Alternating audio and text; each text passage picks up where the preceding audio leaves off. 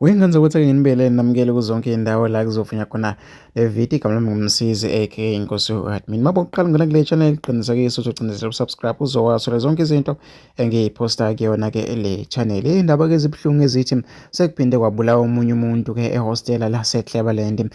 Wengenza ukuthi engathi-ke kuthanda ukuthi isimo sibe nzima kakhulu kuleya ndawo. Ezinye-ke zey'ndaba ey'trendayo lezi ey'nkundleni zokuxhumana. Wengenza ukuthi abantu abaningi baphawule kanje ngalesi sigameko. Nangomunye uthi-ke sike sakhala isibhamu ubusuku nemini eGlebelands ngonyaka 2016 kuya ku-2017 lapho kwashona khona abantu abangaphezu ka-100.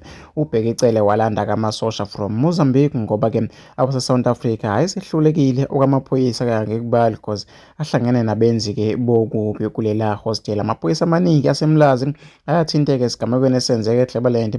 Kukhona-ke amanye abhadle ejele kumanje. Le mpi-ke iyophela mhla kwabuya kuJesu cause-ke into endala 50 years ago but manje izinga-ke lenyuke kakhulu. Engenza ukuthi ngifisa ukuthi ngizwe uvo lwakho nombono wakho ukuthi ucabangani ngalolu daba. Mhlampe ungomunye abantu basehostela, ngafisa ukuthi ngizwe uvo lwakho nombono wakho. Hlala lapha kwi-comment section.